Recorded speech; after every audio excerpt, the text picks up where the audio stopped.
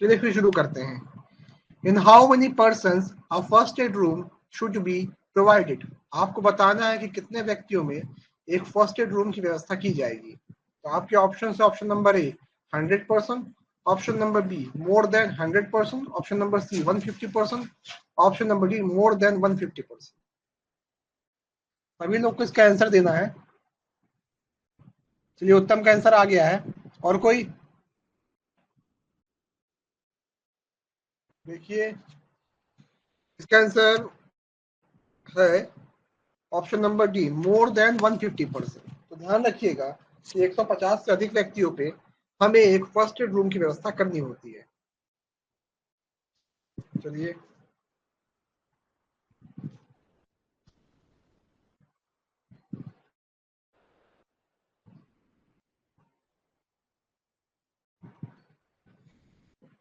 चलिए ठीक है, आगे बढ़ते हैं। इसको ध्यान रखिएगा, क्वेश्चन कई बार एग्जाम में आता है कि फर्स्ट एड रूम कितने व्यक्तियों पर बनाया जाता है। कितनी बार क्वेश्चन आ चुका है एग्जाम में। इस बात को आप लोग याद रखिएगा कि मोर देन 150% पे बनता है एक फर्स्ट एड रूम। चलिए नेक्स्ट क्वेश्चन है, first aid room should be there when at every mile employing more than 150 persons on any one day of the। देखिए इसमें क्वेश्चन बोल क्या रहा है। क्वेश्चन बोल रहा है कि आपको यदि माइंस में 150 से अधिक व्यक्ति कार्य कर रहे हो तो निम्न में से किस कंडीशन में, इसमें से किस कंडीशन में आपको एक फर्स्ट एड रूम बनाना आवश्यक है, कंपलसरी है। तो आपके ऑप्शन है ऑप्शन नंबर ए, अगर किसी एक दिन में किसी भी प्रीसीडिंग कैलेंडर ईयर में किसी ने व्यक्ति ने वहां काम किया हो 150 से अधिक व्यक्तियों ने, या फिर किसी सक्सीडिंग कैलेंडर ईयर में 150 से अधिक व्यक्तियों ने काम किया हो, या फिर किसी प्रीसीडिंग कैलेंडर ईयर में 150 से अधिक व्यक्तियों ने काम किया हो, या फिर किसी सक्सीडिंग कैलेंडर ईयर में 150 से अधिक व्यक्तियों ने काम किया हो। बताइए क्वेश्चन नंबर 2 का राइट आंसर क्या होगा। First aid room should be there when at every mine employing more than 150 person on any one day of the preceding calendar year, succeeding calendar year, preceding calendar year, succeeding calendar year।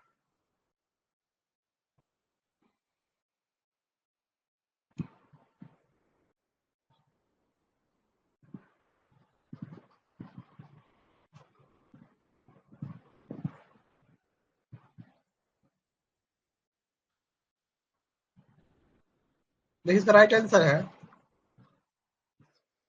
देखिए इसका right answer option number ए preceding calendar year. ध्यान रखिएगा किसी भी mines में जहां पर किसी भी एक दिन किसी भी प्रीसीडिंग कैलेंडर ईयर में 150 से अधिक व्यक्तियों ने कार्य किया है, ऐसी कंडीशन में वहां आपको एक फर्स्ट एड रूम रखना पड़ता है, बनवाना पड़ता है। ध्यान रखिएगा इस चीज को।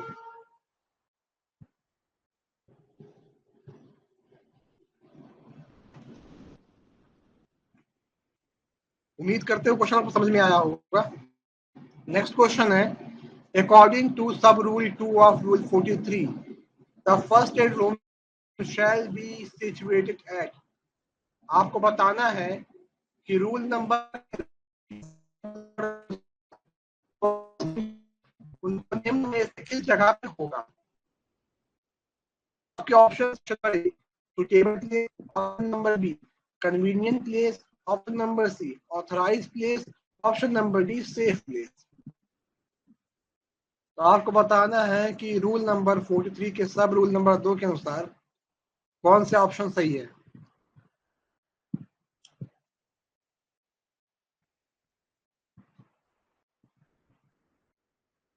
सभी लोगों को कमेंट करना है।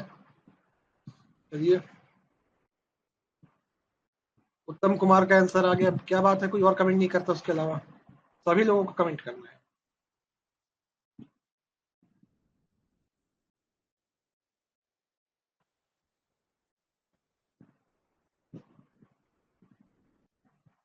तो चलिए इसका राइट आंसर है ऑप्शन नंबर बी।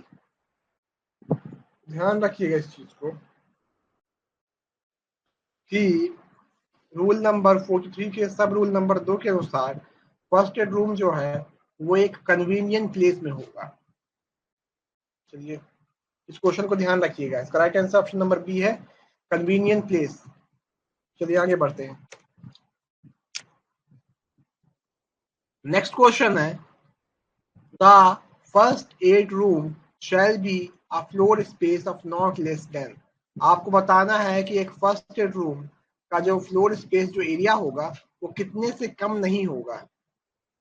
आपके ऑप्शन है, option number A 15 square metre, option number B 10 square metre, option number C 12 square metre, option number D 20 square metre.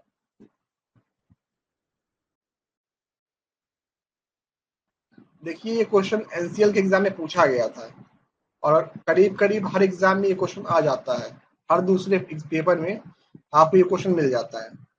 तो जल्दी से कमेंट करें कि क्वेश्चन नंबर 4 का राइट आंसर क्या होगा। वेरी गुड उत्तम। और कोई कमेंट करेगा इसका आंसर?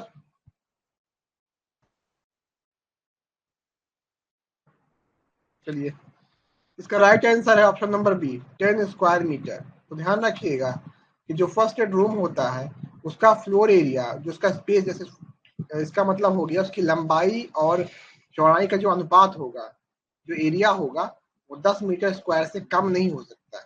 उससे ज्यादा आप रख सकते हैं, वो आपकी मर्जी पे है, लेकिन किसी भी कंडीशन पे फर्स्ट एड रूम का जो एरिया है वो 10 मीटर स्क्वायर से कम नहीं हो सकता है।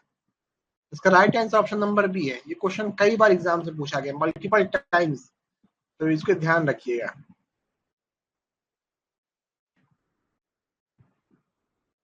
नेक्स्ट क्वेश्चन है, first aid equipment in first aid room specified in which of the schedule of mines rule.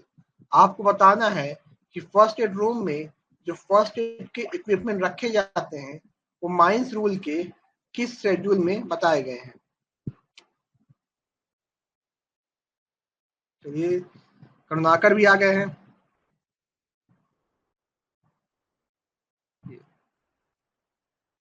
चलिए इसका आंसर दीजिए क्वेश्चन नंबर 5 का। वेरी गुड, सभी का आंसर सही है।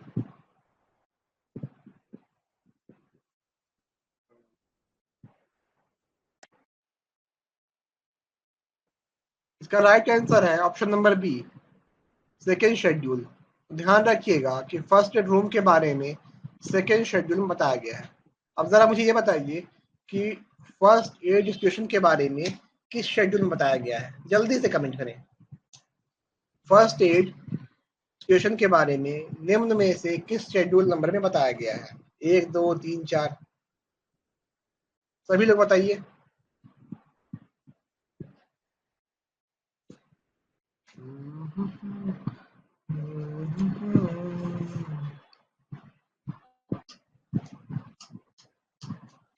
उत्तम कुमार का आंसर आ रहा है फोर्थ शेड्यूल। क्या आप पूरी तरह से श्योर है? देखिए इसका राइट आंसर देखिए, फर्स्ट एड स्टेशन के बारे में बताया गया है थर्ड शेड्यूल में, तीसरे शेड्यूल में बताया गया है फर्स्ट एड स्टेशन के बारे में। ध्यान रखिएगा इस चीज को। अब बताइए फर्स्ट शेड्यूल में क्या है, जल्दी से कमेंट करें कि फर्स्ट शेड्यूल में क्या है। देखिए थर्ड में है आपका फर्स्ट एड स्टेशन, सेकेंड में है आपका फर्स्ट एड रूम। फर्स्ट में क्या है? फर्स्ट में किस बारे में बताया गया है? आप मुझे कमेंट में बताइए फर्स्ट शेड्यूल में किस विषय में बताया गया है, किस विषय में उसमें चर्चा की गई है, क्या लिखा हुआ है फर्स्ट शेड्यूल में। सभी लोगों को कमेंट करना है प्लीज, और नाकर प्लीज कमेंट करें।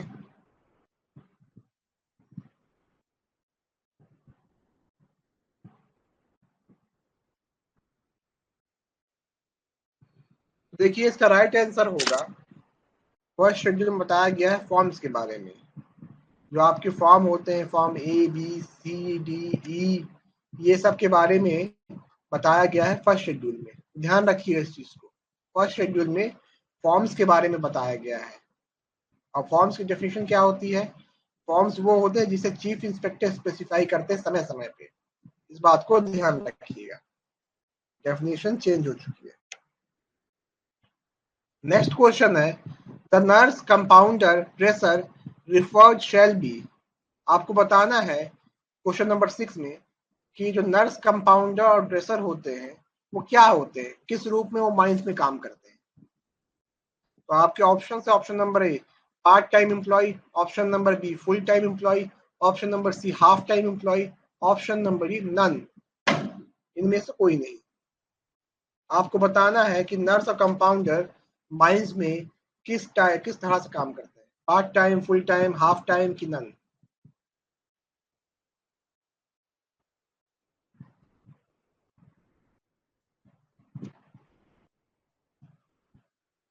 चलिए, अभी का आंसर सही है, वेरी गुड। इसका राइट आंसर है option number B full time employ. ध्यान रखिएगा कि जो नर्स और कंपाउंडर और ड्रेसर होते हैं वो फुल टाइम एम्प्लॉय होते हैं, लेकिन यहाँ भी एक पेज है। वो किस कंडीशन फुल टाइम एम्प्लॉय होंगे, जबकि जब उस माइंस में कार्य करने वालों की जो संख्या है वो 1000 लोग से ऊपर होगी। जब उस माइंस में तीनों शिफ्ट मिला के कम से कम 1000 से ऊपर लोग, मोर देन 1000 लोग जब कार्य करते हों, उस कंडीशन में जो आप रखेंगे नर्स या कंपाउंडर, तभी वो एक फुल टाइम एम्प्लॉय होगा। जब वहां पर 1000 से ऊपर लोग कार्य करेंगे, पूरे मतलब तीनों शिफ्ट मिला के, उसी केस में आप एक फुल टाइम डॉक्टर और एक फुल टाइम कंपाउंडर ड्रेसर या फिर नर्स रखेंगे। ध्यान रखिएगा इस चीज को। जैसे अगर जनरली पूछता है तो आप, जैसे अगर मान लीजिए एग्जाम्पल दे दिया कि वहां पर 500 एम्प्लॉय बोल रहा है, तो उस केस में आप वहां फुल टाइम टिक नहीं लगाएंगे। ठीक है, ऐसा ऐसा बोल दिया, नॉर्मली आपसे पूछ रहा है सवाल कि कितने होंगे, तो उसका केस में आपको फुल टाइम ही लगाना है। 1000 से अधिक लोगों पे ही आप फुल टाइम डॉक्टर और नर्स रखते हैं। ठीक है, नेक्स्ट क्वेश्चन है, इन above ground a first aid station will not be situated in which of the following। आपको बताना है कि सरफेस पे एक फर्स्ट एड स्टेशन जो होगा वो निम्न में से किस जगह पर नहीं लगाया जाएगा, नहीं बनाया जाएगा। सरफेस पे फर्स्ट एड स्टेशन जो है निम्न में से किस जगह पर नहीं बनाया जाएगा। क्वेश्चन समझ में आप लोगों को? ऑप्शंस हैं, option number A in every workshop, option number B at every screening plant and loading place, option number C in every open cast working, option number D near the drive end of every college. देखिए, सभी लोगों को comment करना है right answer क्या होगा।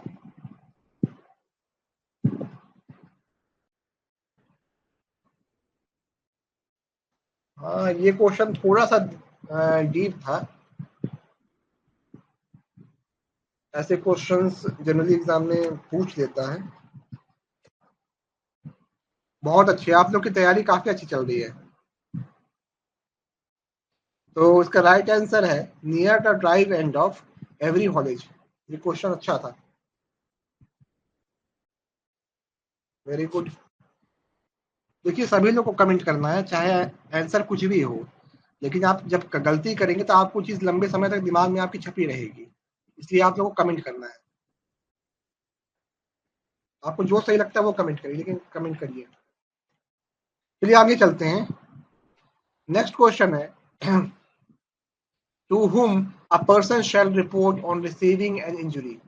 यहाँ पर एन होगा, एंड नहीं होगा, एन होगा। ठीक है, to whom a person shall report on receiving an injury। तो आपके ऑप्शंस हैं, option number A owner, option number B agent, option number C official, option number D chief inspector. जल्दी से कमेंट करें इसका राइट आंसर क्या। Question number 8 का right answer क्या होगा, ओनर, एजेंट, ऑफिशियल की चीफ इंस्पेक्टर। सभी लोग को कमेंट करना है।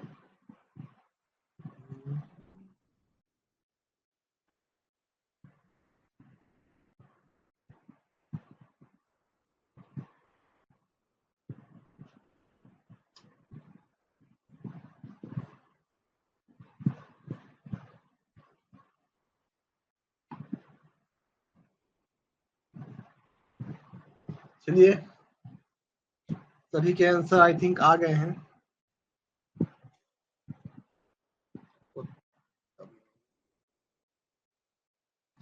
इसका राइट आंसर है ऑप्शन नंबर सी ऑफिशियल। देखिए, यहाँ ये अगर यहाँ लिखा होता कि मैनेजर किसे इन्फॉर्म करेगा while receiving an injury of an employee, उस केस में आप चीफ इंस्पेक्टर टिक मार सकते थे, लेकिन यहाँ व्यक्ति की स्वयं की बात हो रही है। ऐसा तो है नहीं कि घायल व्यक्ति चोट लगते पहले चीफ इंस्पेक्टर के पास जाएगा। इसलिए इसका राइट आंसर है ऑप्शन नंबर सी है, ऑफिशियल। जो भी नियरेस्ट उसके पास कोई, जैसे मान लीजिए कोई जनरल मजदूर है तो उसके लिए तो माननीय सरदार ही उसका ऑफिशियल हुआ, तो वो उसे रिपोर्ट कर देगा। मान लीजिए कोई माननीय सरदार ही को चोट लग गई, उस केस में अगर वो बताने की कंडीशन में है तो वो जाके अपने ओवरमैन को रिपोर्ट करता है। मान लीजिए अगर वो नहीं बता पाता है तो ऐसे केस में क्या होता है कि जो भी व्यक्ति जिसको इसकी सूचना सबसे पहले मिलती है कि हाँ हमारा ये साथी जो है वो चोटिल हो गया है, वो व्यक्ति जाके किसी ऑफिशियल को, किसी ऑफिसर को इन्फॉर्म कर देता है, इंटीमेट कर देता है। और वो इस ऑफिसर की क्या ड्यूटी होती है कि वो उस ऑफिसर के, उस आदमी क्या फर्स्ट एड करे, यदि जरूरी हो तो उसे क्या बोलते हैं बाहर ट्रांसपोर्ट करे सरफेस पे, और उसका फर्दर इलाज करवाए। चलिए, दीपांकर का भी आंसर आया है चीफ इंस्पेक्टर। देखिए बाबू, चीफ इंस्पेक्टर आंसर नहीं होगा इसका, इसका आंसर होगा ऑफिशियल। अगर यहाँ ये लिखा होता कि मैनेजर किसको इन्फॉर्म करेगा तो शायद उस केस में आपका चीफ इंस्पेक्टर सही होता, लेकिन यहाँ पर उस जो व्यक्ति चोटिल हुआ है वो कैसे जाके चीफ इंस्पेक्टर में इन्फॉर्म कर सकता है? पॉसिबल तो है नहीं उसके लिए। इसका राइट आंसर आपको समझ में आया? इसका राइट आंसर होगा आपका ऑफिशियल। चलिए सही है।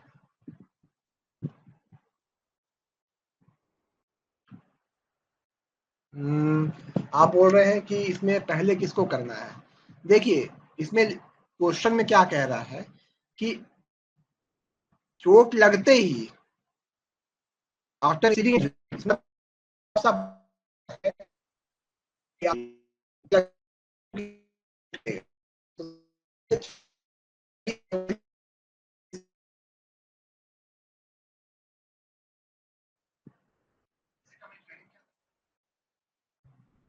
चलिए शुरू करते हैं फिर।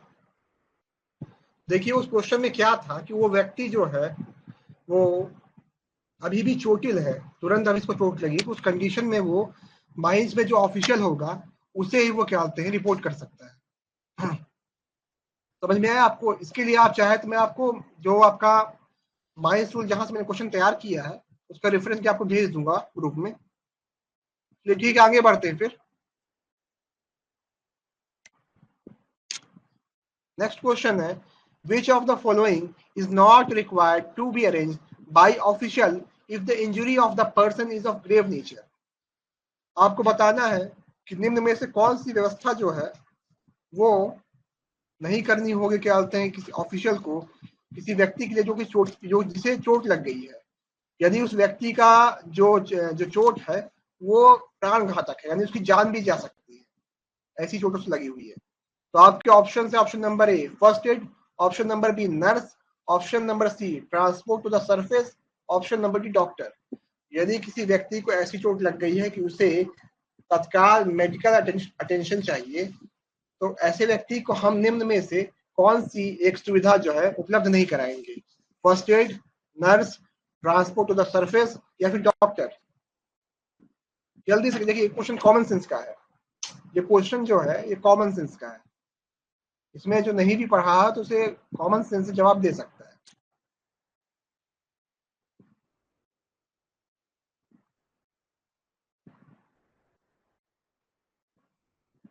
चलिए, और कोई?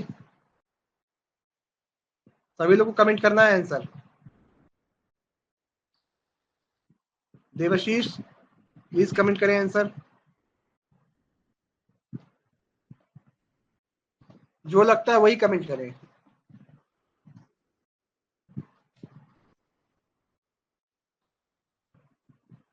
चलिए, right answer option number B nurse. देखिए ध्यान रखिए कि उस व्यक्ति की जो चोट है काफी गंभीर हो चुकी है, और गंभीर चोटों में आप फर्स्ट एड करेंगे उसका, उसको आप ट्रांसपोर्ट करेंगे सरफेस पे, डॉक्टर को बुलवाएंगे, लेकिन वहां पर नर्स का कोई रोल नहीं रहता।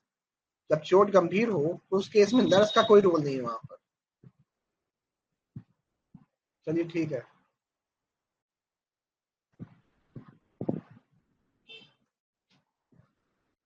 तो देखिए इसका right answer option number B है, सभी लोग को ध्यान रखना है, इसका right answer option number B है।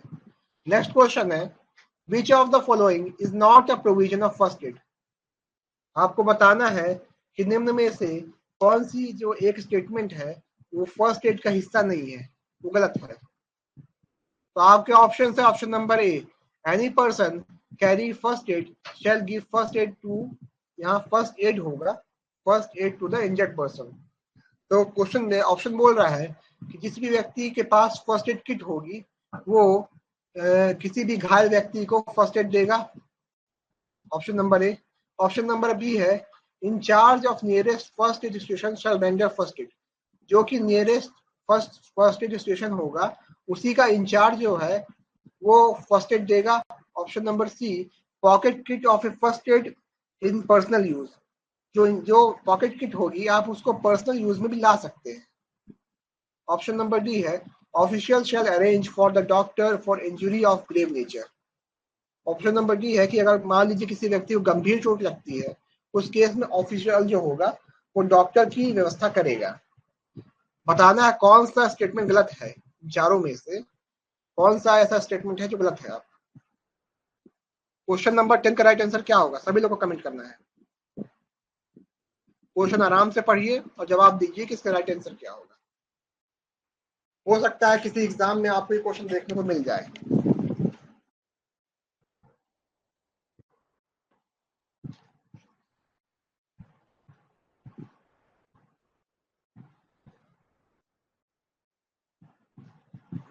देखिए यहाँ पर ऑफिशियल की बात नहीं हो रही, यहाँ बोल रहा है कि वो फर्स्ट एड का हिस्सा नहीं है। निम्न में से कौन सी बात फर्स्ट एड का हिस्सा नहीं है, यहाँ ये नहीं कि ऑफिशियल नहीं कर सकता।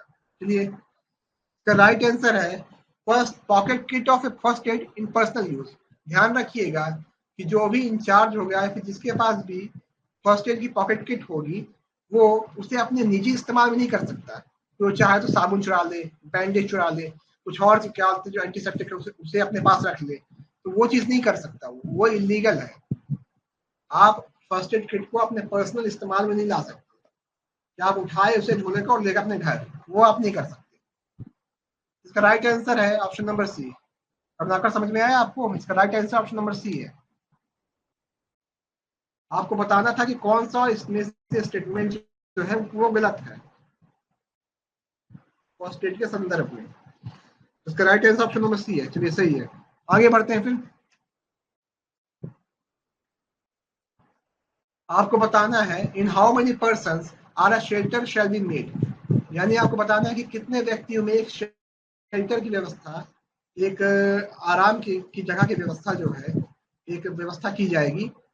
तो ऑप्शन है आपके, ऑप्शन नंबर ए 25 व्यक्ति, ऑप्शन नंबर बी 50 व्यक्ति, ऑप्शन नंबर सी 75 व्यक्ति, ऑप्शन नंबर बी 100 व्यक्ति। आपको बताना है क्वेश्चन नंबर 11 में कितने व्यक्तियों पर एक शेल्टर की व्यवस्था की जाएगी माइंस रूल के अकॉर्डिंग। जल्दी से कमेंट करें, 25, 50, 75, 100।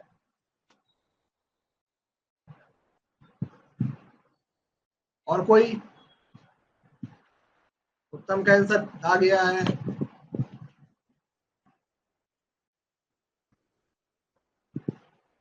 करनाकर आप आंसर दीजिए क्या होगा।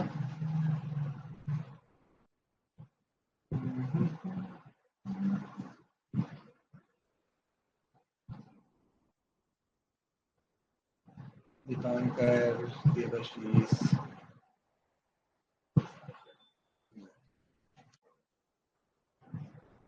ध्यान रखिएगा कि जहां पर भी 25 लोग या उससे अधिक व्यक्ति कार्य करेंगे वहां पर आपको शेल्टर की व्यवस्था करनी होती है। चलिए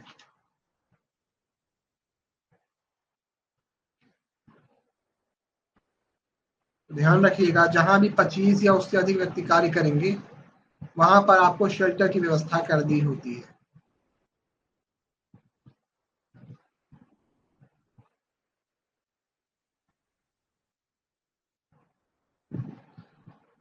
अब बताइए इस क्वेश्चन में किसी किसी डाउट है, किसी को डाउट इस क्वेश्चन में?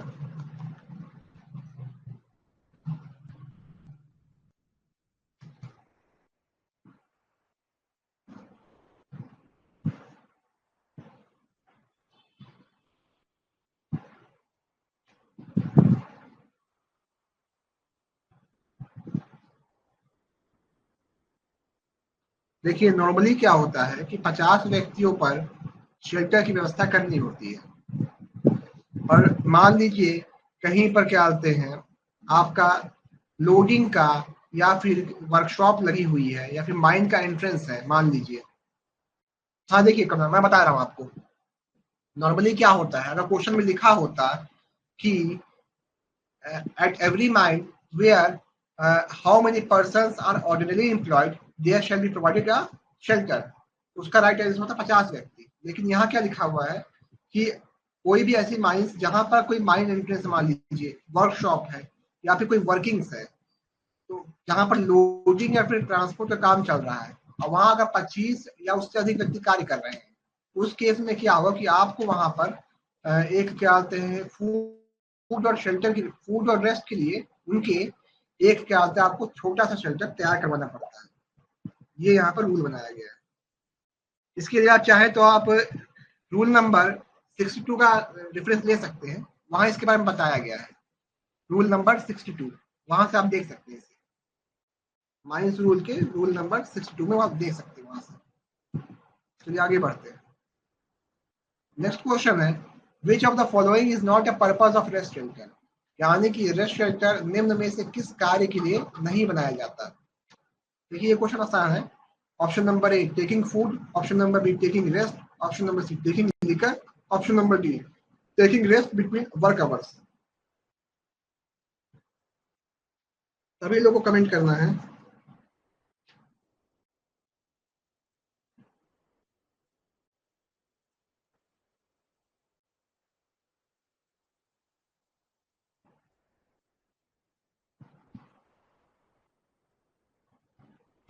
चलिए सभी लोग का आंसर सही आ रहा है। देखिए आप वहाँ खाना खा सकते हैं, आराम कर सकते हैं, या फिर आपको शिफ्ट के बीच में भी आप आराम कर सकते हैं, लेकिन वहां पर आप शराब नहीं पी सकते। यू कैन नॉट ड्रिंक और देयर, ओके। आप वहां शराब नहीं पी सकते, इसके लिए शेल्टर नहीं होता। चलिए ठीक है, सभी के आंसर सही है, गुड। नेक्स्ट क्वेश्चन है what must be the floor area of rest shelter. आपको बताना है कि रेस्ट शेल्टर का फ्लोर एरिया क्या कितना होता है। 12 metre square, option number B 13 metre square, option number C 14 metre square, option number D 15 metre square. आपको बताना है कि रेस्ट शेल्टर का एरिया कितने से कम नहीं हो सकता। सभी लोगों को कमेंट करना है जल्दी से। क्वेश्चन नंबर 13 का राइट आंसर क्या होगा? 12 metre square, 13 metre square, 14 metre square कि 15 मीटर स्क्वायर? जल्दी से कमेंट करें, सभी लोग जल्दी से कमेंट करें प्लीज।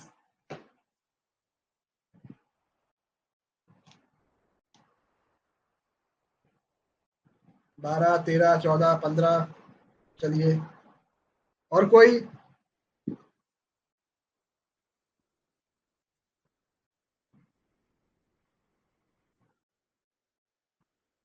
चलिए वेरी गुड। इसका right answer option number C है 14 मीटर स्क्वायर। तो ध्यान रखिएगा कि रेस्ट शेल्टर का जो एरिया है वो 14 मीटर स्क्वायर से कम नहीं होता, उससे कम में आप एरिया नहीं कर सकते। हाँ दीपांकर आपका आंसर सही है, वेरी गुड। 14 मीटर स्क्वायर से आप कम के एरिया में रेस्ट शेल्टर नहीं हो सकता। किस कंडीशन में? जब वहां 50 या उससे अधिक व्यक्ति कार्य कर रहे हो, उस कंडीशन में यहाँ पर 14 मीटर से कम नहीं हो सकता हो। ध्यान रखिएगा इस चीज। नेक्स्ट क्वेश्चन है what is the minimum distance between two first aid station, यानी दो फर्स्ट एड स्टेशन के बीच में कम से कम कितनी दूरी होनी चाहिए। क्वेश्चन नंबर 14 का जल्दी से बताइए राइट आंसर क्या होगा सभी लोग। What is the minimum distance between two first aid station?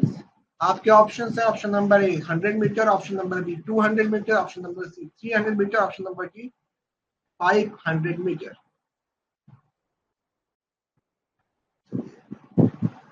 और कोई?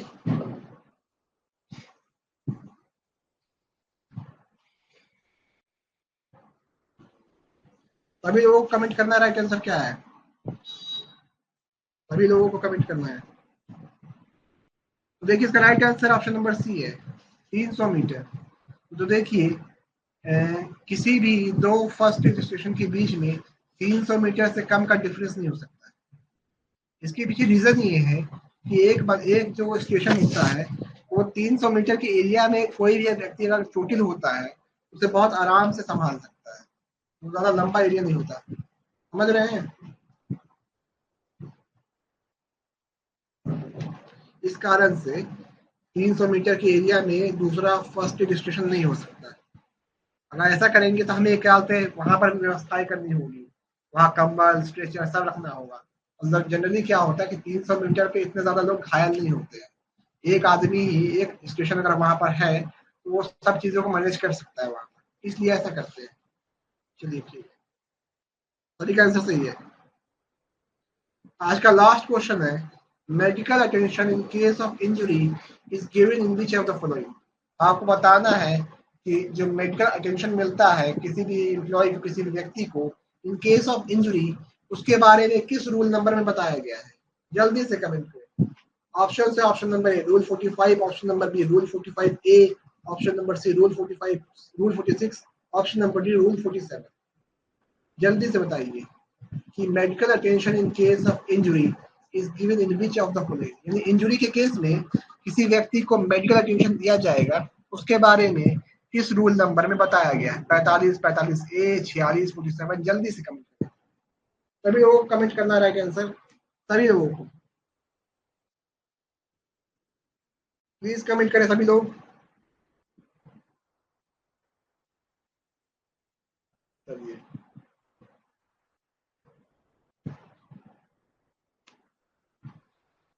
तो राइट आंसर है ऑप्शन नंबर बी रूल 45 ए। ध्यान रखिएगा इस चीज को कि इंजरी के केस में जो किसी व्यक्ति को मेडिकल अटेंशन मिलता है वो रूल नंबर 45 ए में बताया गया है। अब ये बताइए मुझे कि रूल नंबर 45 में क्या बताया गया है। 45 में क्या है, 46 में क्या है, जल्दी से बताइए, जल्दी से कमेंट करें। रूल नंबर 45 और 46 में किस बारे में बताया गया है। देखिए 45 में बताया गया है carrying of first aid outfit by officials, यानी कि जो ऑफिशियल्स होंगे उन्हें ही फर्स्ट एड का जो आउटफिट उन्हें दिया जाएगा। इसके अलावा जैसे आपका इलेक्ट्रीशियन है, मैकेनिक है, फिटर, उन्हें भी मिलता है। इसके बारे में बताया गया है 45 में। 46 में बताया गया है person holding position of supervision और management etcetera, person holding position of supervision और मैनेजमेंट एक्सेट्रा, उसके बारे में बताया गया 46 में।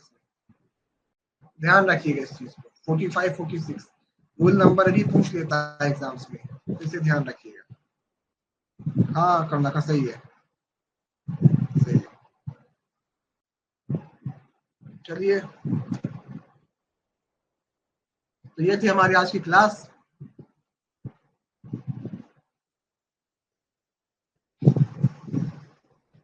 To watch the complete video, download Mining Gyan 2.0 app from the Play Store and enjoy seamless learning with Mining Gyan 2.0.